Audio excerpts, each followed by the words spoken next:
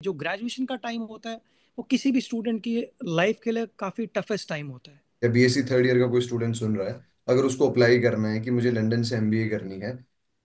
अभी मैं middle sex university से अपना एमबीए कर रहा हूँ जो लंदन कि में है, राइट? जी exactly it's in proper London. Okay. Majorly students क्या करते हैं एग्जाम से पहले एक दिन एक एक रात पहले पढ़ते हैं, वो एग्जाम में जाके वही चीज लिखते हैं, पास होते हैं, दैट्स इट। जैसे अगर एमबीए के लिए आना है एक नॉर्मल कॉलेज में तो 20 लाख रुपए आपके अकाउंट में होने चाहिए, क्योंकि मुझे ये चीज पता थी जो बिजनेस अपॉर्चुनिटीज, जो लर्निंग अपॉर्चुनिटीज, जो जॉब अपॉर्चुनिटीज मुझे लंदन में मिल सकती है वो लंदन के बाहर नहीं मिल सकती है। एज होती है जिस एज तक आप अपने पेरेंट्स से पैसे मांग सकते हो। अभी करंटली मैं रेस्टोरेंट में काम करता हूँ। मैं वीकली 20 घंटा अलाउड हूँ काम करना। मैं आई मेक ऑर्डर्स, मैं ऑर्डर्स लेता हूँ कस्टमर से, कस्टमर हैंडलिंग करता हूँ, मैं इन्वेंट्री संभालता हूँ, मैं वेजिटेबल्स कट करता हूँ, मैं बर्तन धोता हूँ। बीएससी की ड्यूरेशन में कौन कौन सी गलतियां से बचना चाहिए उनको, ताकि थोड़ा सा स्टेबल हो जाए चीजें? टीचर्स अपनी पोजीशन का काफ़ी गलत यूज़ करते हैं। उनके कुछ वही फेवरेट स्टूडेंट्स होते हैं। बड़ी कंसल्टेंसीज की बात करूं, जैसे मैंने आईडीपी और एसआई यूके की बात की, ये आपसे कोई भी पैसा चार्ज नहीं करते हैं। नमस्कार साथियों, स्वागत है आपका आज के हमारे इस यूट्यूब वीडियो में। वेलकम टू आयरे वाला चैनल। और आज हमारे साथ हैं बहुत ही ज़्यादा स्पेशल गेस्ट, मेरे बीएससी के रूममेट, मेरे बीएससी के बैचमेट मोहसिन फारूक डार। और इनकी जर्नी के बारे में आज बात करेंगे। कैसे इन्होंने बीएससी एग्रीकल्चर करके अब्रॉड में एमबीए कर रहे हैं ये। और बहुत सारी बातें होगी इनकी जर्नी के बारे में, इनकी फाइनेंसिस के बारे में, कैसे आप जा सकते हैं अब्रॉड, कितना खर्चा लगता है अगर आपको एमबीए करनी है बीएससी एग्रीकल्चर के बाद, और क्या क्या चीज़ों का ध्यान रखना चाहिए, और वहाँ एडमिशन लेने के लिए क्या क्या प्रोसेस होता है। हर चीज़ के बारे में अपन जानेंगे। तो first of all Mohsin, thank you so much for accepting the invitation. जो हमने बोला था, काफ़ी टाइम बाद में ये चीज़ हो जी पा रही है because of the busy schedule as we all know. तो फर्स्ट ऑफ जी, ऑल वेलकम टू आई वाला। और हम भी, थैंक यू आप सो देख मच। रहे होंगे, कुछ बच्चों को काफ़ी टाइम से जेन्युइन कंटेंट प्रोवाइड कराने की कोशिश कर रहे हैं। तो विद जी दैट सीरीज हमें लगा कि आपके पास जो एक्सपीरियंस है वो आप अगर शेयर करेंगे तो बहुत अच्छा रहेगा स्टूडेंट्स के लिए। जी तो मोहसिन, अपने बारे में थोड़ा बताओ, जो व्यूअर्स हैं अपने, कि आप कहाँ से हैं, और आपकी जो बैच, हमारा जो बैच था 2016 टू 2020, उसकी एक्सपीरियंस कैसा रहा, फिर अपन आगे की बात करते हैं। जी। सबसे पहले मेरी तरफ से सबको नमस्कार। और आपका भी मैं बहुत शुक्रगुजार हूँ, आपने मुझे ये अपॉर्चुनिटी दी आपके चैनल पे अपना एक्सपीरियंस शेयर करने का। सो मूविंग फॉरवर्ड, जैसे कि आपने मेरा इंट्रोडक्शन पहले ही दे दिया है, मेरा नाम मोहसिन फ़ारूक है। मैं इंडिया के एक बहुत खूबसूरत शहर कश्मीर से बिलोंग करता हूँ। सो जैसे आपने मेंशन किया बीएससी एग्रीकल्चर, जो कि ग्रेजुएशन जिस फील्ड से मैंने की है, 2016 से 2020 का वो टाइम था जब हमने ग्रेजुएशन की। ग्रेजुएशन का मैं अगर मैं एक्सपीरियंस बताऊं, इनिशियली अप टू ट्वेल्थ मैं बहुत ज़्यादा कंफ्यूज था कि मैं आगे जाके मैं ग्रेजुएशन किस फील्ड में करूं। रीज़न बीइंग वेरी सिंपल, क्योंकि आपको ये चीज़ पता है इंडिया में मेजरली स्टूडेंट्स को ये प्रॉब्लम होती है। उनको एट द एंड, इवन जब तक उनकी ग्रेजुएशन भी कंप्लीट हो चुकी होती है तब तक उनको एग्जैक्टली पता नहीं होती उनको किस फील्ड में जाना चाहिए। रीज़न बीइंग उनको उतना एक्सपोजर नहीं होता है, उनको उतनी गाइडेंस नहीं होती है, उनको उतना वो नॉलेज नहीं होती है कि वो किस फील्ड में एक्सेल कर सकते हैं, उनको क्या अपॉर्चुनिटीज़ किस फील्ड में बेटर मिल सकती है। तो बट मेरा फिर भी टू सम एक्सटेंट एक क्लियर गोल था मेरा, coming from an agricultural country, coming from an agricultural background, क्योंकि मेरी फैमिली जो है काफ़ी डीपली इन्वॉल्व एग्रीकल्चरल फील्ड से, तो उस कारण मुझे, मैं फिर भी टू सम एक्सटेंट क्लियर था मुझे बीएससी एग्रीकल्चर करनी है। तो वो 4 साल का टाइम जो था काफ़ी अच्छा एक्सपीरियंस था। स्टार्टिंग में ऑल दो काफ़ी एक्साइटेड थे जब कॉलेज वगैरह ज्वाइन की। तो बट वही है कि एज यूजुअल, जैसे आपने भी देखा उस टाइम पे जो ग्रेजुएशन का टाइम होता है वो किसी भी स्टूडेंट की लाइफ के लिए काफ़ी टफेस्ट टाइम होता है, क्योंकि इसमें हर हर स्टूडेंट ना बहुत ज़्यादा चैलेंज फेस करता है। बट एक चीज़ बहुत इंपॉर्टेंट है कि इंसान को अपना गोल पता होनी चाहिए, उसको पता होनी चाहिए उसका ड्राइविंग फोर्स क्या है। उसको पता होनी चाहिए अगर मैं आज इस दिन पे, मैं let's suppose point A reach करना चाहता हूँ, तो मैं 2 दिन के अंदर मैं कहाँ पहुंच सकता हूँ, मैं पॉइंट बी पे कैसे पहुंच सकता हूँ। लेकिन अगर जनरली मैंने ये चीज़ अचीव होती नहीं है Mohsin, right? Exactly exactly. Hmm. So जैसे कि मैंने बताया, स्टार्टिंग में जब हम मिले तो काफ़ी अच्छा एक्सपीरियंस था, कॉलेज जाना रेगुलरली होता था। पढ़ाई वगैरह की बात होती थी। बट देन अगेन जब उसके बाद आप प्रैक्टिकली चीज़ों को फेस करते हो, क्योंकि ट्वेल्थ तक आपकी एक लाइफ होती है, आपका एक स्मॉल फ्रेंड सर्कल होता है, आपका घर वालों के साथ बहुत ज़्यादा इन्वॉल्वमेंट होता है, पैसे वगैरह भी रेगुलरली आते हैं, अच्छे खासे मिलते हैं। लेकिन जब आपकी ग्रेजुएशन स्टार्ट होती है, आपकी लाइफ ना वो पूरी एक्सपैंड हो जाती है। आप डिफरेंट लोगों से मिलते हो। अभी जैसे हमने जयपुर में बीएससी एग्रीकल्चर की, मैं था कश्मीर से, आप राजस्थान के एक डिफरेंट एरिया से थे, हमारे बैच में जो थे इंडिया के हर स्टेट से बच्चे थे। अब ये डिफरेंट कल्चर जो है वो मिक्सअप हो जाता है, उसके अकॉर्डिंग हम्म। करना वो एक काफी बड़ा टास्क होता है। बिल्कुल। उसके अलावा फिर टीचर्स के साथ काफी अच्छे से मिक्सअप होना, उनके साथ यलअप होना, तो वो चीज़ भी बहुत इंपॉर्टेंट होती है। Exactly exactly. और मोहसिन, जैसे आपने बोला ना कि बीएससी में ऑनेस्टली पता नहीं होता हमें करना क्या है। इवन जब अपन BSc third year fourth year में थे, then also there was not clear cut clarity कि यार हम करेंगे क्या। और मैं बताना चाहता एग्जैक्टली हूँ व्यूअर्स को कि आप, ये कोई सक्सेस स्टोरी टाइप नहीं है, ये एक रियल एक्सपीरियंस स्टोरी है मोहसिन की। क्योंकि इन्होंने बीएससी के बाद में ना काफी कुछ किया जो आप शायद अपन कंफर्ट जोन से बहुत ज्यादा बाहर था। इन्होंने एमएनसी ज्वाइन करी, इन्होंने कॉरपोरेट सेक्टर ज्वाइन किया, इन्होंने हर वो कोशिश की जिसमें वो कर सकते थे, अपने आप को एक्सेल करने की कोशिश करी। और हर एक चीजों में अपने आप को एक्सप्लोर किया इन्होंने। उसके बाद जाके जब उनको लगा कि हाँ मेरी ये भी अपॉर्चुनिटी है, मुझे ये भी एक्सप्लोर करना चाहिए। तो मोहसिन, इन शॉर्ट आप ये बताइए कि आपने बीएससी के जिस बाद 4 साल बीएससी होगी, रावे प्रोग्राम हम दोनों ने साथ में किया था, उसके बाद में जी। आपने क्या किया, इन शॉर्ट। सो बेसिकली जब मैंने बीएससी एग्रीकल्चर कंप्लीट किया, पहले मैं एक पॉइंट ऐड करना चाहूँगा जो कि बहुत इंपॉर्टेंट है। बीएससी एग्रीकल्चर जब मैंने कंप्लीट किया, मैं उसके बाद काफ़ी ज़्यादा कंफ्यूज था, क्योंकि जिस एडमिरेशन, जिस जिस होप के साथ उस टाइम ग्रेजुएशन ज्वाइन की थी, तो उतना वो एक्सपोजर नहीं मिल पाया। उसका मेजर रीज़न था कि कभी वो प्रैक्टिकल एक्सपोजर नहीं मिल पाया। थियोरेटिकली तो हम काफ़ी ज़्यादा एडवांस थे, एग्ज़ाम्स के लिए पढ़ते थे और अच्छे खासे मार्क्स भी स्कोर करते थे, बट एक दिन अनफॉर्चुनेटली पहले। जो चीज़, हाँ, तो या आई मीन एग्जाम्स के टाइम एक दिन पहले, but during the classes normal hmm. Normal lectures के टाइम थोड़ी बहुत पढ़ाई होती थी, और बिल्कुल रात बिल्कुल। को जाके वो कभी कभार वो चीज़ अगर इंसान रिकैप्चुलेट भी करता था तो वो चीज़ याद रहती थी। But again coming to the point, at the end of the day आप सारी चीज़ें याद नहीं रख पाते हो। हम्म। आप तब तक वो चीज़ें याद नहीं रख पाते हो जब तक आपकी लाइफ में वो प्रैक्टिकली वो चीज़ आप इम्प्लीमेंट नहीं करते हो। तो वो चीज़ काफ़ी मिसिंग थी। नाउ आपने जो पॉइंट पूछा उसके बाद मैंने कैसे डिसीजन लिया, मुझे क्या करना चाहिए, किस डायरेक्शन में जाना चाहिए। मेरा इनिशियली प्लान था डायरेक्टली एमबीए करने का। But okay. फिर मैंने उसके बाद थोड़ा रिसर्च किया अपने एंड से। मैंने मेरी फैमिली में जिन लोगों ने एमबीए किया था, और मैंने थोड़ा बहुत इंटरनेशनल लेवल पे भी मेरे कुछ फ्रेंड्स थे जो पहले से डिफरेंट कंट्रीज में एमबीए कर रहे थे, उनसे भी जाना। और कुछ कुछ हद तक मेरा लक भी अच्छा था। मैंने एक चीज़ अंडरस्टैंड की कि ग्रेजुएशन के बाद कोई भी स्टूडेंट जब मास्टर्स के लिए जाता है, भले वो किसी भी फील्ड से, चाहे वो एमबीए कर रहा हो, एमएससी कर रहा हो, कोई भी कोर्स कर रहा है, मास्टर्स करने से पहले एक चीज बहुत इंपॉर्टेंट है, उसको होना चाहिए थोड़ा बहुत एक्सपीरियंस। वो एक्सपीरियंस आपको आपको एक अंडरस्टैंडिंग दिलाती है कि आपको आगे जाके आपकी लाइफ को कैसे बेटर करना है। आपको ना बेसिकली वो टाइम मिल जाता है वो चीज़ अंडरस्टैंड करने के लिए कि आपको किस फील्ड में जाना चाहिए, आप किस फील्ड में बेटर कर सकते हो। क्योंकि यूजुअली क्या होता है, जैसे हमने अभी कुछ टाइम पहले मैंने आपको बात बताई, ट्वेल्थ के बाद भी बहुत सारे लोगों को ये आइडिया नहीं होता है कि उनको किस फील्ड में ग्रेजुएशन करनी चाहिए। जब ग्रेजुएशन कंप्लीट करके भी बंदा डायरेक्टली मास्टर्स के लिए जाता है, उस टाइम पे भी बहुत सारे बच्चे ऐसे होते हैं, ऑल दो 50-60% बच्चे उस टाइम पे ये चीज़ अंडरस्टैंड कर चुके होते हैं कि उनको किस फील्ड में जाना है। लेकिन अगर उस टाइम पे बंदा कुछ एक्सपीरियंस गेन कर लेता है, चाहे वो एमएनसी कंपनीज में करे, चाहे वो किसी नॉर्मल कंपनी में भी करे, वो उसको अपने टांगों पे खड़ा कर देती है। सही बात वो है। उसको ये चीज रियलाइज करवा पाती है कि उसको अपनी लाइफ में किस फील्ड में जाना चाहिए, उसके लिए क्या बेटर है और उसका क्या पोटेंशियल है। तो मेरा भी कुछ ऐसा ही केस था। तो मैंने initially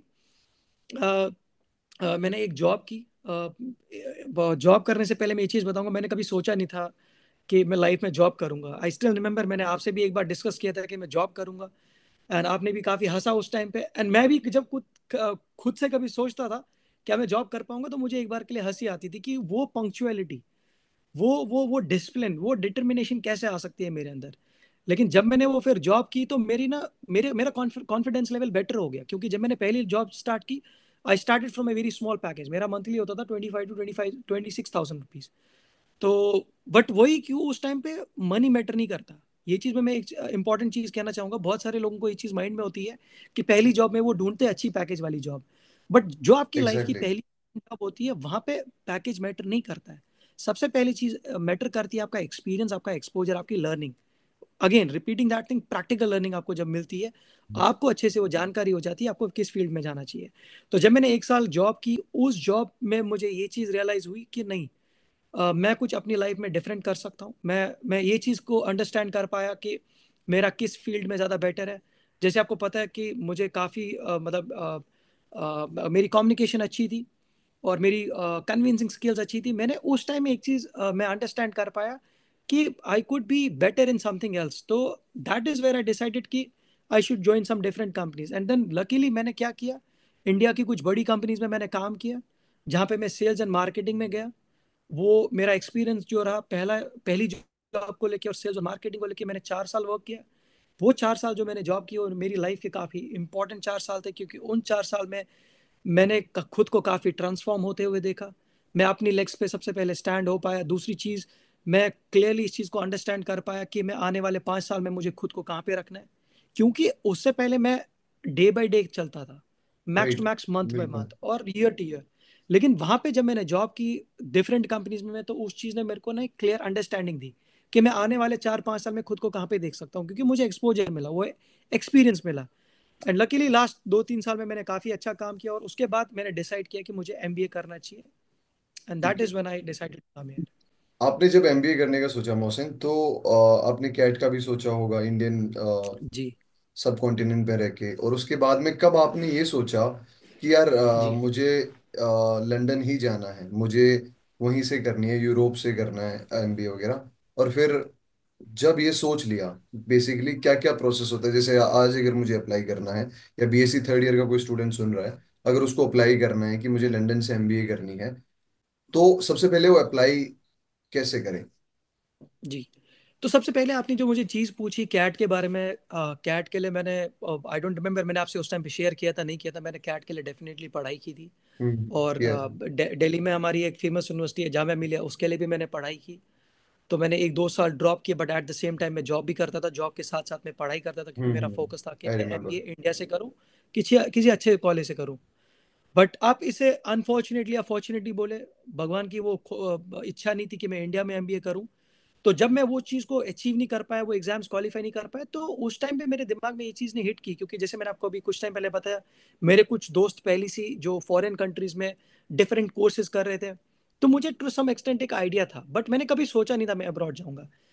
but at the same time जब मैंने पिछले 4 साल से जॉब की थी, मेरी सैलरी भी काफ़ी अच्छी थी, बट मैंने एक चीज़ रियलाइज की कि मैं इतने एफर्ट्स डाल रहा हूँ, इतने पैसे कमा पा रहा हूँ, but at the end of the day savings नहीं हो पा रही है। तो that is when I decided कि मुझे कुछ ऐसा करना चाहिए, कहीं ऐसी जगह से एमबीए करना चाहिए जहाँ पे पहली इंपॉर्टेंट चीज मुझे वो प्रैक्टिकल एक्सपोजर मिलेगा, मुझे वो अंडरस्टैंडिंग होगी कि एमबीए करके मैं खुद को कितना ग्रूम कर सकता हूँ, मैं किस फील्ड में जा सकता हूँ।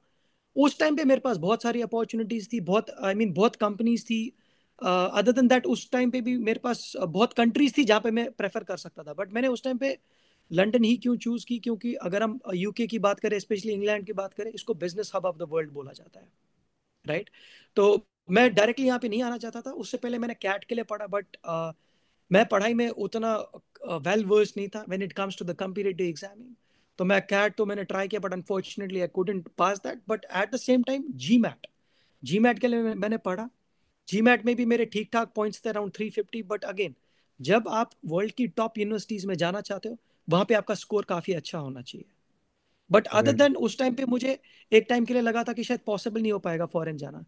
But other than that, GMAT में भी अगर आपका स्कोर अच्छा नहीं होता है, अगर आप क्वालिफाई भी नहीं कर पाते हो, उसके अलावा भी आप दुनिया में किसी भी कंट्री में जा सकते हो, टॉप रैंक प्राइवेट कॉलेज में जा सकते हो, जहाँ पे आप एमबीए कर सकते हो। और लाइक आई सेड, मेरा कैट क्वालिफाई नहीं था, बट उस टाइम पे फिर भी मैंने फिर उस टाइम पे आइल्स दिया था। आइल्स का एक नॉर्मल टेस्ट होता है, हाँ, जिसमें बेसिकली आपको सिक्स प्रोसेस पॉइंट क्या होता है कि पहले आपको लैंग्वेज जी। टेस्ट देना पड़ता है, और फिर जी जैसे आपकी पहले, यूनिवर्सिटी का नाम क्या है? अभी मैं मिडिल सेक्स यूनिवर्सिटी से अपना एमबीए कर रहा हूँ, जो लंदन कि में है, राइट? जी exactly, it's in proper London. Okay, तो मिडिल सेक्स यूनिवर्सिटी में आप जब गए, तो आपको क्या क्या, जी जैसे लैंग्वेज टेस्ट देना पड़ा या कुछ और क्या क्या जी था उसमें? जी।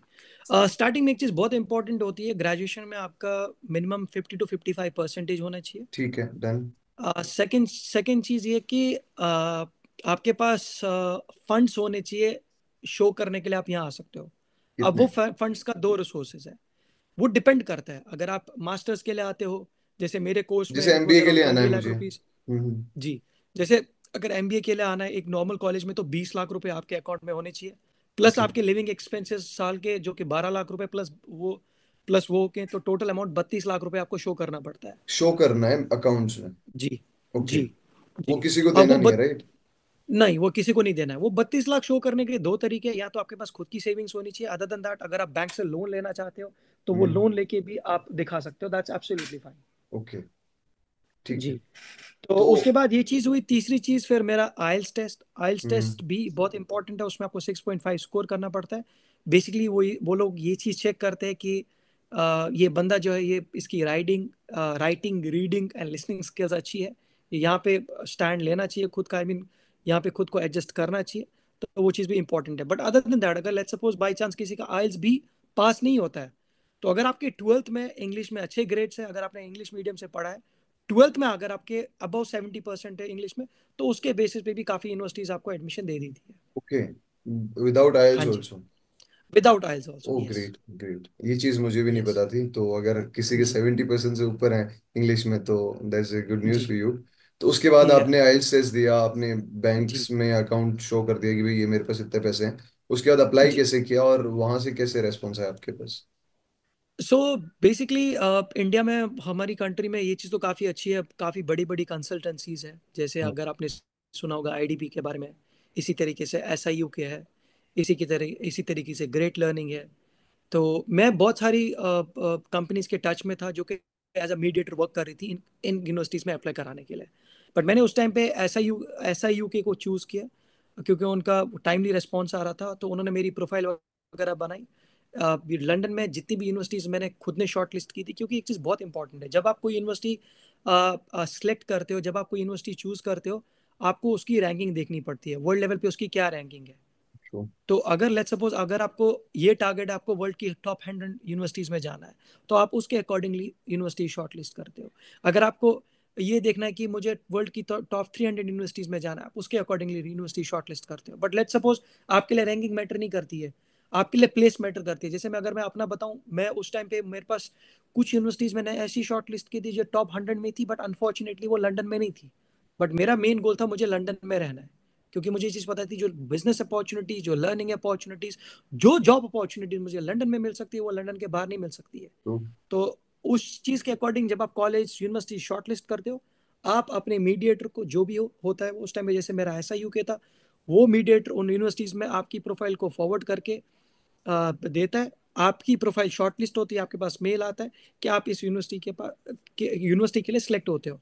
तो उस टाइम पे आपके पास बहुत सारे ऑप्शंस होते हैं। लेट्स सपोज आपके पास ऑफर लेटर आता है 5-6 यूनिवर्सिटी से, तो उसके बाद भी आपके पास ठीक ठाक टाइम होता है ये चीज़ डिसाइड करने फिर के लिए कि इंटरव्यू आपको किस वगैरह कुछ यूनिवर्सिटी में होता है? जाना चाहिए। इंटरव्यू वगैरह कुछ होता है फिर? डेफिनेटली कि इंटरव्यू, जी, यूनिवर्सिटी से इंटरव्यू होता है, उसमें बेसिक आपका इंट्रोडक्शन होता है, उसमें आपकी पास्ट एजुकेशन के बारे में पूछा जाता है कि अगर जैसे मेरा टाइम था कि मुझे पूछा गया था, अगर आपने पहले बीएससी एग्रीकल्चर की, तो अब आप एमबीए क्यों करना चाहते हो। तो दीज काइंड ऑफ क्वेश्चंस वो पूछते हैं कि अगर अगर आप, उनको लगता है आप अपनी फील्ड चेंज कर रहे हो, तो उस चीज़ के लिए आपको एक स्ट्रॉन्ग रीजन शो करना पड़ता है।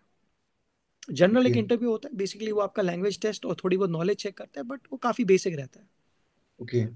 तो हाँ जी Mohsin, what are the perks की अगर अपन बात करें, जैसे आपने बोला ना कि अभी तक बहुत चीजें क्लियर हुई होगी, और जो आपने सबसे बड़ी बात बोली अभी तक कि इनिशियली जब आप एक्सपीरियंस लर्निंग में जाते हो शुरुआत में कि मुझे जॉब करनी जी है, तब आप जी पैसों के पीछे मत भागो कि पैकेज कितना लग रहा है। पहले जी आप भागो कि आप आपको मिल क्या रहा है, सीखने को क्या मिल रहा है। अगर आपने वहाँ जी। अपनी फाउंडेशन स्ट्रांग रखी है ना, तो everything is concrete there after. Otherwise exactly. काफी कुछ चीजें आप सिर्फ पैकेज के चक्कर में रह जाओगे और प्रमोशंस में दिक्कत आएगी। फिर आपने बताया एग्जैक्टली। सारा प्रोसेस, इट्स रियली नाइस कि इन डिटेल आपने बताया। अब जी क्या पर्क्स हैं, क्यों हम एमबीए को चूज करें अब्रॉड में? क्या आपको लगता है कि आपने यहाँ की लाइफ भी देखी है, ग्रेजुएशन में आपने एमबीए में वहाँ की लाइफ भी देखी है, तो जी एज एन इंडियन स्टूडेंट जो थोड़ा सा जी फाइनेंशियली थोड़ा सा रहता है कि यार मेरे पास पैसे होंगे नहीं होंगे, पेरेंट्स कुछ जुगाड़ लगा के आपको बाहर भेज देते हैं, तो पैसा कितना जी कमा लेते हैं अगर बाहर जाके, अगर अपन बात करें? वैसे मैं एक चीज बताऊं व्यूअर्स को, मोहसिन वाज वन ऑफ दो स्टूडेंट्स जिनको जॉब करने की जरूरत नहीं थी या जिनको पैसा कमाने के पीछे भागना नहीं था, बिकॉज बाय गॉड्स ग्रेस अच्छे से सेटल था ये। लेकिन फिर भी जो होती है ना, एक जी कहते हैं कि एक खुद की हंगर है कि मुझे जॉब करनी है, जी अपने आप को जी देखना है, that is why he chose this particular field. Still अगर कोई बच्चा देखना चाहे कि भाई मुझे क्या बेनिफिट मिल जाएगा बाहर जाके, तो क्या क्या जी हो सकता है, और वो जैसे यहाँ होता है ना मंथली में इसके साथ में इतने पैसे कुछ कमा लूंगा, तो वो क्या अपॉर्चुनिटीज जी हैं? देखो, अगर मैं उस चीज़ की बात करूं, अगर कोई भी बंदा इस माइंडसेट से आता है कि अगर मैं, चलो मैंने एक बार के लिए बैंक से लोन उठा लिया, क्या मैं उस लोन को वापस पे कर सकता हूँ, नहीं कर सकता हूँ? हम्म। चलो मैंने अगर एक बार के लिए अपने पेरेंट्स की सेविंग्स यूज कर ली, क्या मैं उस सेविंग्स को रीपे कर सकता हूँ कि नहीं कर सकता हूँ? मैं आपको एक चीज़ बताता चलूँ, जितना आप अपने यहाँ पे मास्टर्स पे इन्वेस्ट करते हो, आप उसका 10x ज़्यादा कमा सकते हो। यूके में आपको सबसे बेस्ट चीज़ मिलती है, डेफिनेटली ये बाकी फॉरेन कंट्रीज में भी होती है, स्पेशली यूरोपियन कंट्रीज में। यहाँ पे आपको मिनिमम वेज से रहते हैं। हमारी कंट्री में फैसिलिटी नहीं है, हमारी कंट्री में सिस्टम नहीं है कि ट्रू। मिनिमम वेज का। यहाँ पे मिनिमम वेज का काफ़ी अच्छा सिस्टम है। जब आप लेट सपोज किसी बंदे ने 20 लाख रुपए का लोन उठाया, हम्म। ठीक है, उसके बाद उसके यहाँ पे 12 लाख रुपए के एक्सपेंसेस है। जब वो बंदा यहाँ पे आता है, अगर उस बंदे में वो पोटेंशियल है, वो इतना कैपेबल है कि वो मेहनत करने के लिए रेडी है, जी जान लगाने के लिए रेडी है, तो डेफिनेटली उसका जो पहले साल का एक्सपेंसेस है, जो कि ओवरऑल 32 लाख रुपए है, उसमें से वो बंदा आराम से 16 लाख रुपए पहले ही साल में निकाल सकता है। मैं आपको अपनी एग्जाम्पल बताऊंगा, जैसे अभी आपने बताया, मैं जब इवन ग्रेजुएशन के बाद भी मुझे ऐसा लगता था कि मुझे जॉब करने की रिक्वायरमेंट नहीं है, क्योंकि घर से पैसे आते थे और कभी उस चीज़ की चिंता नहीं होती थी। बट वो इंसान की रियलिटी नहीं होती है। रियलिटी क्यों नहीं होती? क्योंकि एक एज होती है जिस एज तक आप अपने पेरेंट्स से पैसे मांग सकते हो। एक एज आपकी लाइफ में ऐसे होती है जहां पे आपको ना वो सेल्फ रियलाइजेशन स्टार्ट होना होता है कि नहीं यार, मुझे अपनी लाइफ में खुद का कुछ करना पड़ेगा, मुझे खुद से पैसा कमाना पड़ेगा। और वो चीज जब आप स्टार्ट करते हो ना, तो आपकी सबसे पहली इंपॉर्टेंट चीज आपकी, आपको ना खुद की लेवल के बारे में पता चल जाता है। दूसरी चीज, आपको ना खुद की वैल्यू समझ आती है कि मैं कितनी मेहनत कर सकता हूँ और मैं कितना कमा सकता हूँ। हम्म। कमिंग टू द पॉइंट, अगर यहाँ पे कोई भी बंदा आना चाहता है और जिसको ये चीज पता है कि वो एक सही तरीके में किसी भी हद तक जा सकता है पैसा कमाने के, I give you my example. मैं वो बंदा हूं जिसने ग्रेजुएशन तक, नॉट ग्रेजुएशन से पहले, ग्रेजुएशन तक मैंने कोई भी हार्ड काम लाइफ में नहीं किया था। You know it better than somebody else. आपको वो टाइम अभी भी याद होगा कि फ्लैट पे रहता था, तो हम्म। बर्तन बहुत टाइम से ऐसे ही रहते थे, तो मैं मेड को बुलाता था, वीकेंड पे वो क्लीन करके जाती थी। अभी करंटली मैं रेस्टोरेंट में काम करता हूँ। मैं वीकली 20 घंटा अलाउड हूँ काम करना। मैं उस 20 घंटे के अंदर, वीकली? आप ये मान, वीकली 20 घंटा जी। ओके। मैं जिस रेस्टोरेंट में काम करता हूँ, I earn around 12 pound. 12 pound means करीबन 1300 रुपये पर आवर। ओके, 1300 तो पर मैं, घंटे। जी, मैं हर महीने 1 लाख रुपए कमा लेता हूँ, जो कि मेरा खर्चा है, निकल जाता है उसमें, मेरे एक्सपेंसेस, मेरा हम्म। रेंट वगैरह सब कुछ। So coming to the main point, जो चीज़ मैं आपको एक्सप्लेन करने जा रहा था, कि मैंने उससे पहले लाइफ में कोई काम वगैरह नहीं किया था। अभी जिस रेस्टोरेंट में मैं काम करता हूँ, आई मेक ऑर्डर्स, मैं ऑर्डर्स लेता हूँ कस्टमर से, कस्टमर हैंडलिंग करता हूँ, मैं इन्वेंट्री संभालता हूँ, मैं वेजिटेबल्स कट करता हूँ, मैं बर्तन धोता हूँ, मैं रात को क्लोजिंग के टाइम अगर मैं रहूंगा तो मैं मॉब लगाता हूँ, मैं हूवर भी करता हूँ। And these all things you have to do non stop. आप ये मान के चलो, जो इंडिया में आप कोई भी काम 3 दिन में कर रहे हो, वो अगर आपको लगता है यहाँ पे आप वो एक दिन में कर सकते हो, क्योंकि आपको वो करना पड़ेगा। अगर आपको पता है कि आप वो लेवल क्रॉस कर सकते हो, आप में उतनी क्षमता है, इतना पोटेंशियल है कि that you are not going to give excuses, then definitely ये प्लेस आपके लिए है। आप इस चीज की बिल्कुल चिंता ना करें। अगर आपको जितना लोन उठाना है आप उठाए, don't give a second thought, but वो माइंडसेट होना कि मैं अगर उधर जा रहा हूं, मुझे इसका रिटर्न ऑफ इन्वेस्टमेंट मुझे 10 टाइम्स ज्यादा लेना है। आप 100 नहीं, 110% उसका रिटर्न ऑफ इन्वेस्टमेंट लोग ही लोग हैं। Okay, मतलब श्योरिटी है, जी लेकिन क्योंकि मोहसिन एक थोड़ा सा जी डाउट क्योंकि रहता है ना कि जी स्टूडेंट, ऐसा लगता है कि यार हर कोई बाहर जा रहा है, स्टूडेंट सिचुएशन हो गया, या ऐसा लग रहा है कि यार जी काफी ज्यादा ही भाग दौड़ हो जाएगी जॉब्स में। एक चीज तो क्लियर है आपके जी। वर्ड से कि आपको अपना कंफर्ट जोन बहुत पीछे छोड़ना पड़ेगा। और अगर आप बहुत कंफर्ट ज्यादा, जोन बहुत पीछे, ज्यादा। जैसे मैंने देखा है इवन जब अपन वीडियो कॉल वगैरह करते हैं तो पहले, if I compare Mohsin during graduation and if I compare Mohsin during right now, so there's a lot of change which I can see personally. But ji. apart from that, like comfort zone अपन छोड़ देते हैं, जी। बच्चा comfort zone छोड़ने के लिए तैयार है, फिर भी क्या जी। श्योरिटी है कि यार वो, मतलब ऐसा तो नहीं है कि गलत डिसीजन ले लेगा कि यार एमबीए बाहर करने गया मैं, और ये बेसिकली साइड ऑन वर्क्स है जो आपको सस्टेन करने के लिए चाहिए। अब जी। चलो एक बार उसने सस्टेन भी कर लिया आपके कहने के हिसाब से, जी। लेट्स कम जी। टू द पॉइंट कि उसने सस्टेन कर लिया, आपकी एमबीए हो रही है, आपकी एमबीए 1 1.5 साल की हो गई। अब जी। आपको लंदन में अपॉर्चुनिटीज मिलेगी इसके बेसिस पे, या आपको यहीं वापस इंडिया आके जॉब करनी पड़ेगी, या वहाँ जॉब अपॉर्चुनिटीज या कुछ कुछ बिजनेस का कुछ हो सकता है? जी। सो देखिए, ये पर्सन टू पर्सन वेरी करता है, पर्सन टू पर्सन डिपेंड करता है। मैं आपको एक चीज़ बताना चाहूँगा। जैसे मैंने आपको बताया मास्टर्स का टाइम, तो जैसे मास्टर्स में 1 साल का मास्टर्स आपका कंप्लीट होता है। उस ड्यूरेशन में आप 20 घंटा काम करके अपना आप साल का खर्चा निकाल पाते हो और थोड़ी बहुत सेविंग्स भी कर लेते हो। ये मैं आपको लीगल प्रोसेस बता रहा हूँ। अगर कोई बंदा यहाँ पे, टू सम एक्सटेंट वो चीज़ें होती है, ऑल्दो मैं इस चीज़ को नहीं बताना चाहता था बट मैं बता देता हूँ आपको। अगर कोई बंदा यहाँ पे 20 की जगह 30 आवर्स करना चाहिए, 40 आवर्स करना चाहिए कैश इन हैंड, तो उसके थ्रू भी बंदा एक्स्ट्रा पैसा कमा लेता है, जिससे उसके पैसे बच जाते हैं। First thing. सेकंड थिंग ये है कि बच्चे को ये चीज डर रहती है कि कल को मेरा मास्टर्स कंप्लीट होने के बाद क्या मुझे जॉब मिलेगी नहीं मिलेगी, हम्म। क्या मुझे इंडिया वापस जाना पड़ेगा, क्या मुझे और कहीं जाना पड़ेगा। यहाँ पे एक एडवांटेज है मास्टर्स कंप्लीट करने के बाद, इवन ग्रेजुएशन कंप्लीट करने के बाद। ऑल्दो मैं पर्सनली सजेस्ट करूंगा कोई भी कैंडिडेट अगर यहाँ आना चाहे, तो अगर उसका बजट इशू है तो वो हमेशा मास्टर्स के लिए आए, ग्रेजुएशन के लिए ना आए। तो जब आपकी मास्टर्स कंप्लीट होती है उसके बाद आपको मिलता है 2 साल का पीएसडब्ल्यू। पीएसडब्ल्यू क्या, post study work visa. Okay. 2 साल आप एज एन इंडिपेंडेंट पर्सन आप कहीं भी काम कर सकते हो, आप किसी भी जगह पे काम कर सकते हो। आपको स्पॉन्सर मिल रहा है, वेल एंड गुड, नहीं मिल रहा है कोई दिक्कत नहीं है। वो 2 साल के लिए आपके पास इतनी फ्लेक्सिबिलिटी है।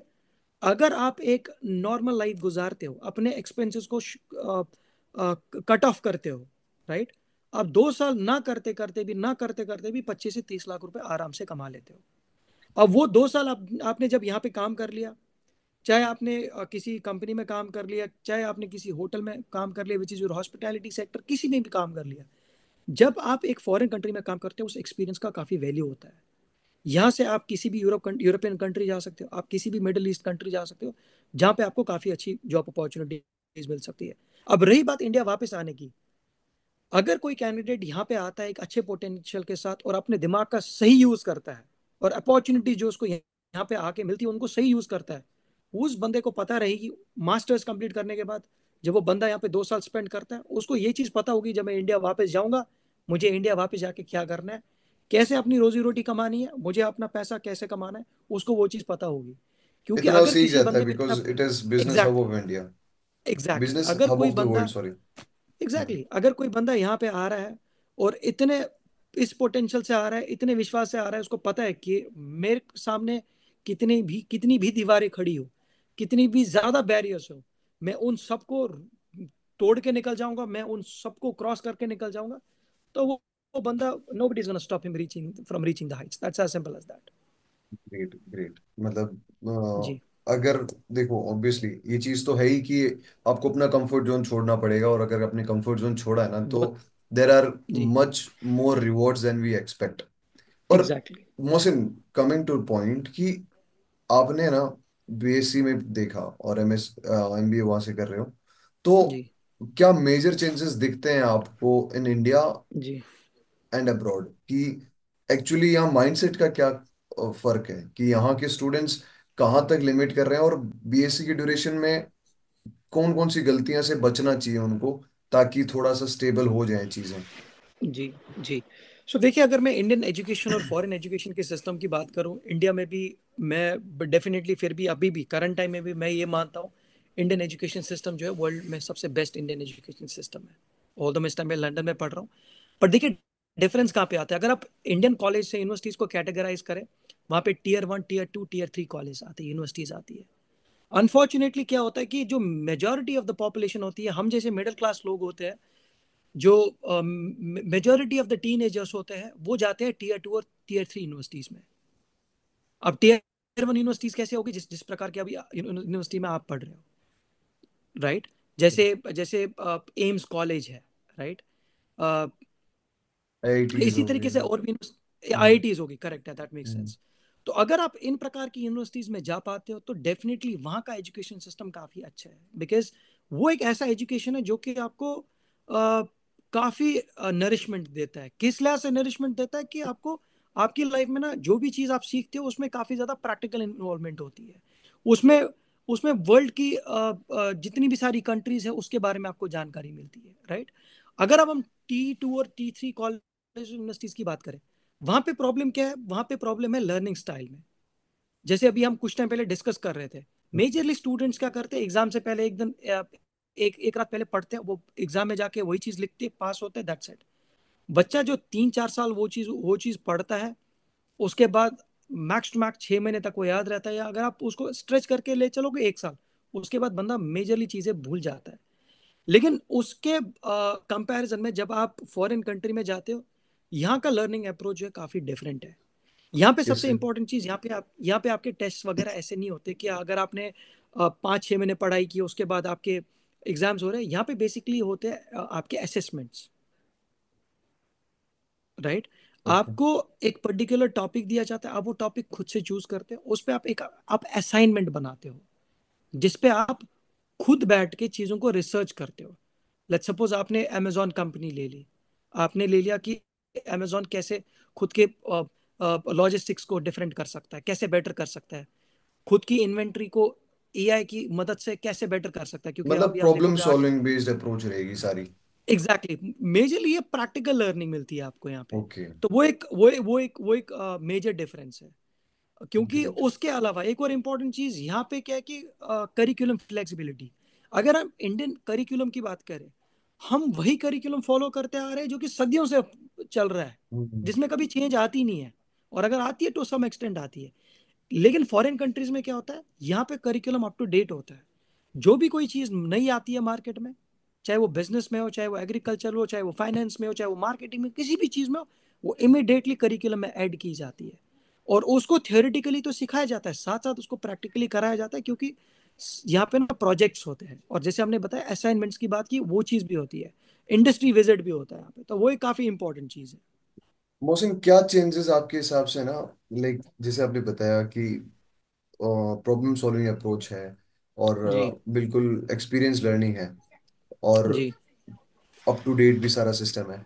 आप क्या जी। सोचते हैं कि ये सारा कुछ इंडियन एग्रीकल्चर एजुकेशन, एटलीस्ट हम एग्रीकल्चर जी। स्टूडेंट्स की बात करेंगे, कि एग्रीकल्चर जी। एजुकेशन में हम क्या मेजर चेंजेस देख सकते हैं जो बाहर से, जैसे कि कोई एग्रीकल्चर पेस्टिसाइड कंपनी है, तो वो जी। कैसे अपने प्रोडक्ट को बेटर बना सकती है, फार्म सर्विस को कैसे कर सकती है, उसकी मार्केट आउटरीच को कैसे बढ़ा सकती है, इन चीज़ों पे काम हो सकता है, राइट? और बीएससी में शायद ये जी। क्यूरियस माइंडसेट के साथ उनको थोड़ा सा एक ब्रेन फीड जी। भी दिया जा सकता है कि हाँ यार, ये जी। ऐसा कुछ करो। नहीं? जी। जी। तो देखिए, अगर मैं इसकी बात करूं, इस चीज़ को किस प्रकार से बेटर किया जा सकता है, आगे ना वही चीज़ मैं रिपीट करना चाहूँगा कि प्रैक्टिकल लर्निंग पे काफ़ी ज़्यादा फोकस किया जाए। दूसरी चीज़, स्टूडेंट टीचर रिलेशनशिप, वो चीज़ इंडिया में काफ़ी काफ़ी काफ़ी ज़्यादा ख़राब है, क्योंकि टीचर्स अपनी पोजीशन का काफ़ी गलत यूज़ करते हैं। उनके कुछ वही फेवरेट स्टूडेंट्स होते हैं, बाकी बच्चे जो जिनके अंदर काफ़ी अच्छा पोटेंशियल होता है, जो कि कभी कभार क्लास में डिवेट होते हैं कुछ रीज़न के कारण, तो टीचर उनको बिल्कुल नज़रअंदाज कर देते हैं। तो वो एक बहुत गलत चीज़ है। यहाँ पे ऐसा नहीं होता है। यहाँ पे टीचर्स जिनके पास इतना अच्छा एक्सपीरियंस है, जो कि अपना एक्सपीरियंस हर बच्चे से इंडिविजुअली जाके पर्सनली जाके वो चीज़ शेयर करते हैं, तो वो चीज़ अगर इंडिया में बेटर हो तो वो चीज़ काफ़ी इंपॉर्टेंट रहेगी। राइट। उसके अलावा, ऑल दो India being an agricultural country, but जिस लेवल पे इंडियन एग्रीकल्चरल एजुकेशन पे आई थिंक हमारी गवर्नमेंट को ध्यान देना चाहिए, उस हिसाब से ध्यान नहीं देती है, क्योंकि अवेयरनेस प्रोग्राम्स नहीं होते हैं। अगर कहीं पे यूनिवर्सिटीज या कॉलेज में जहाँ पे बीएससी एग्रीकल्चर की पढ़ाई कराई जा रही है, तो वहाँ पे कभी ये चीज़ चेक नहीं होती है कि well trained well educated teachers है या नहीं है, इनके पास काफ़ी अच्छा एक्सपोजर या एक्सपीरियंस है या नहीं है। अदर देन दैट, सबसे इंपॉर्टेंट चीज होती है आपके इक्विपमेंट्स, राइट? बाकी फैसिलिटीज, तो इंडियन इंडियन कॉलेज में वो चीज़ काफ़ी प्रॉब्लमेटिक होती है कि हमारे पास ना अ, हमारे पास काफ़ी अच्छे इक्विपमेंट्स नहीं है जिससे हमें काफ़ी अच्छी डीप नॉलेज मिल सके। गुड। तो मतलब ये सारी जी चीजें जैसे आपने बताया ना कि ये मेजर चीजें हैं, वैसे जी हमें सबको पता होता है कि जी यार ये चेंजेस करने हैं, लेकिन एट लास्ट हो नहीं पाते हैं। जी तो मोहसिन, मैं एक एग्जैक्टली चीज, मैं आपसे चीज पूछना भूल गया था। जो आपने जी कंसल्टेंसी का नाम लिया था, SIU के, जी और आई दो तीन आपने और नाम आई लिए थे, आईडीपी आईडीपी IDP हैं, ऐसा हाँ। ही हो तो गया। ये आपसे कितना चार्ज करते हैं कि वो सारा कुछ वो हैंडल करते हैं, आपकी प्रोफाइल बनाते जी हैं, नेटवर्किंग जी करवाते हैं? ये लगभग कितना चार्ज करते जी हैं on an average? So basically अगर मैं इन बड़ी कंसल्टेंसीज की बात करूं, जैसे मैंने आईडीपी और ऐसा यूके की बात की, ये आपसे कोई भी पैसा चार्ज नहीं करते हैं।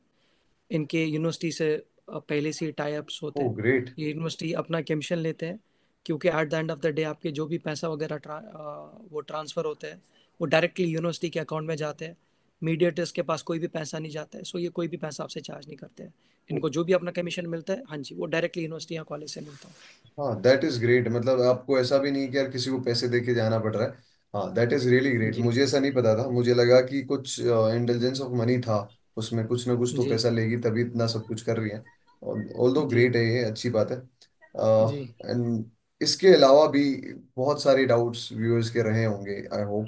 हमने जी एक पूरी कोशिश की कि प्रोसेस कैसे होना चाहिए, और कितना जी पैसा कमा लेते हैं, कितना पैसा कमाया जा सकता है जी पोस्ट ग्रेजुएशन। जो आपका पोस्ट वीज़ा है, वीज़ा वर्क है, जी वो कैसे जी 2 साल तक आप काम कर सकते हैं, फिर यहाँ के भी अपना जी अगर आप जॉब ज्वाइन करें तो अच्छी प्लेसमेंट आप ले सकते हैं। उसके अलावा भी काफ़ी सारी डेफिनेटली। बातें हुई।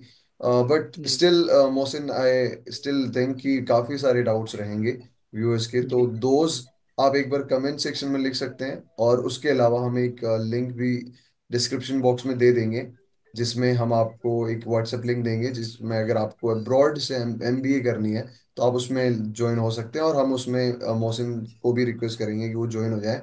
और once in a while, definitely. एक बार मंथ में या 2 बार मंथ में, जब एक बार ड्यू मतलब काफ़ी सारे डाउट्स आ जाएंगे, तो एक बार आप ऐसे ही लाइक एक पर्सनल सेशन ले सकते हैं मेंटर करने के लिए जी बच्चों को, इन केस जी मतलब हम रिक्वेस्ट करेंगे, मोहसिन मानेंगे ही। जी और मेरा बैचमेट है जी तो थोड़ा अच्छे से रिक्वेस्ट भी कर सकते हैं। जी जी फिर स्टिल डेफिनेटली। लाइक मुझे ऐसा लग रहा है कि अगर मैं ये BSc में सुनता ना, तो things could have been different. और एक क्लैरिटी जरूर आती है अगर मुझे MBA करना जी होता बाहर जाके। तो आई होप जी स्टूडेंट्स को आई होगी मोहसिन। एंड द रीजन जी इज यू, बिकॉज आपने अच्छे से समझाया चीज़ों को, जितना अच्छे से जी आप समझा सकते हैं। फ्रॉम BSc ऑनवर्ड्स हम तो यही रहते हैं कि कम्युनिकेशन स्किल्स अच्छी है, मार्केटिंग सेल्स में जी अच्छा है सब कुछ। जी तो मोहसिन, जी still a long way to go. और आई होप कि जितना अच्छा कर रहे हो आप लाइफ में, इट फील सो जी प्राउड कि जो अपन ग्रुप में थे साथ में, जब जिनके साथ जी में उठते बैठते थे, हम तो रूममेट्स भी थे। तो जी यू आर डूइंग ग्रेट, और फिर वो चीज़ थैंक रिफ्लेक्ट यू सो होती है मच। अपनी मतलब कन्वर्जेशंस में भी। आई होप आप आगे जी भी करते रहें, और आप कर डेफिनेट रहेंगे तो सारे बच्चों को भी और इंस्पिरेशन मिलेगी, जो जी स्पेशली डेफिनेटली। BSc एग्रीकल्चर कर रहे थे। और जी बहुत सारे स्टूडेंट्स प्राइवेट से भी करते हैं, गवर्नमेंट से भी करते हैं, जी but that's make no difference at real. At last जी अगर आप जी जितना एक्सपीरियंस सीखते हो लाइफ में, दैट एक्चुअली जी मैटर्स, और you are the perfect example of that. So Mohsin, thank you thank you. So much for that कि आपने ज्वाइन किया। और हमारी जी तरफ थैंक यू से सो मच। और व्यूअर्स की तरफ से भी बहुत सारा थैंक यू। और मोहसिन सर थैंक की यू सो क्या मच। बात अच्छी लगी, क्या और भी मोहसिन सर से डाउट्स हैं, तो आप कमेंट सेक्शन में जी लिख सकते हैं दोस्तों। So over to you Mohsin, if you जी want to speak anything to the viewers at last, कि एक क्या इन शॉर्ट मैसेज देना चाहते हैं स्टूडेंट्स को जो एस्पायर कर रहे हैं बट थोड़े डरे हुए हैं, थोड़े कंफ्यूजन में हैं जैसे आप थे। तो एक क्या मैसेज देना चाहते हैं उनको आप? जी जी मैं यही मैसेज देना चाहूँगा, जितने भी मेरे मतलब भाई है, या जितने भी मेरे दोस्त हैं या बहनें हैं, जो भी प्लान कर रहे हैं किसी भी कंट्री जाने के लिए, तो मैं डेफिनेटली उनको बेस्ट वे में गाइड कर पाऊंगा। कभी भी अगर उनको वन ऑन वन सेशन की रिक्वायरमेंट होगी, या जैसे अभी आपने बोला आने वाले टाइम में हम ऐसे सेशंस कर सकते हैं जहाँ पे अगर अच्छे खासे लोग जमा हो, मैं हम्म। डेफिनेटली उनकी हेल्प करूंगा, उनको पूरा गाइड करूंगा। और अगर कोई भी स्टूडेंट, कोई भी पर्सन जो कि प्लान कर रहा है कि मैं फॉरेन जाना चाहता हूँ पढ़ाई के लिए, राइट, तो किसी भी रीजन के कारण अगर हेजिटेट कर रहा है, मैं उसको बस इतना ही बताना चाहूंगा कि हेजिटेट ना करें, move forward for this step.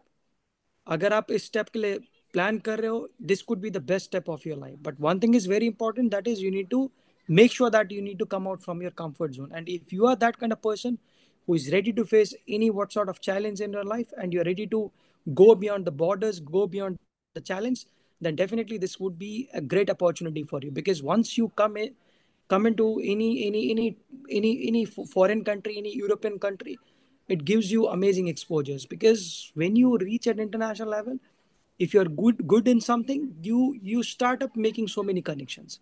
Before coming here, I was not having those, that many connections. But since I've been here, although I didn't get that much of involvement with the people, right, because of my studies, because of my job, but still right now I do have that many connections that tomorrow, if in case there is any student who wants to do PhD from any top ranked university and needs guidance, I do have that much of connections that I can make their process smoother. I did face some difficulties, although I had friends in different universities, different countries, but still I was not having that clear understanding that what is the best way to reach this goal, what's the best way to go for it. And I did face some hurdles. But yes, as being an MBA student, and as being your friend, and as being uh, that kind of person who believes in life after death, I would be more than happy to help those people who need complete guidance in this complete process. Great great great to hear from you Mohsin, because मतलब शुरुआत से Mohsin curious था। और एक fun fact जाते हुए सुन लो दोस्तों, कि हमारे एग्जाम होते थे, हमारे एग्जाम जैसे कि कल है, तो मोहसिन रात को बोलता था कि सुधीर चलो पढ़ते हैं। तो फिर हम पढ़ते थे। फिर मोहसिन, तो फिर हम पढ़ते थे, और फिर मोहसिन एक एक रात से पहले, पता है क्या होता है, एक रात से पहले आपको जो पढ़ाया जाता है आपको पढ़ लेना चाहिए। लेकिन Mohsin was not one of them. Mohsin was very curious.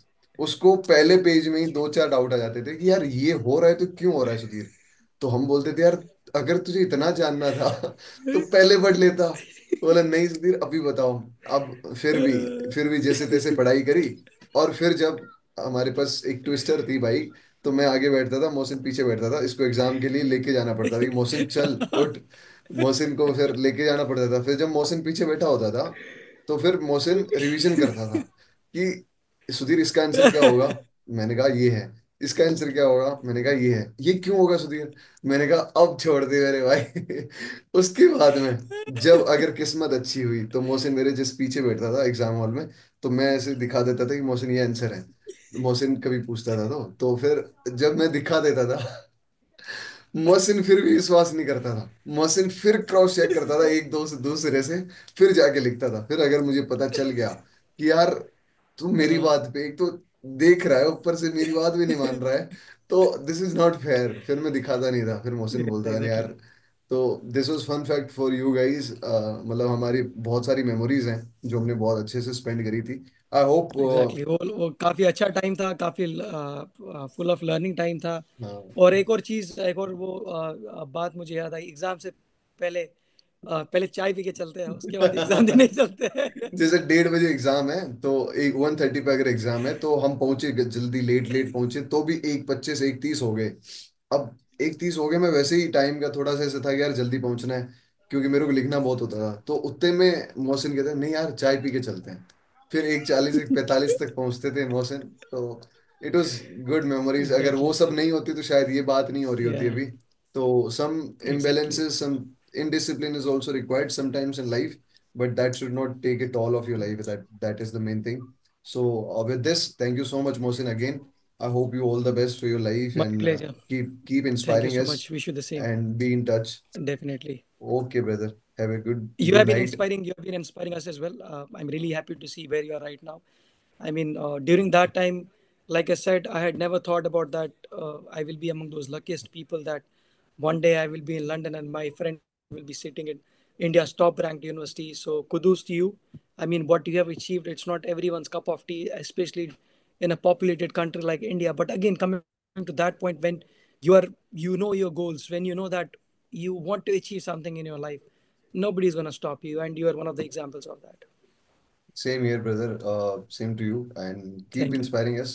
और इसी के साथ हम Thank you एंड so करते much. हैं। और जो भी आपको लगा जी। हो प्लीज कमेंट सेक्शन में लिखें। अगर आपको वीडियो अच्छा लगा हो और किसी को एमबीए जाना हो तो शेयर करें अपने दोस्तों के साथ। With this, thank you so much for watching I वाला।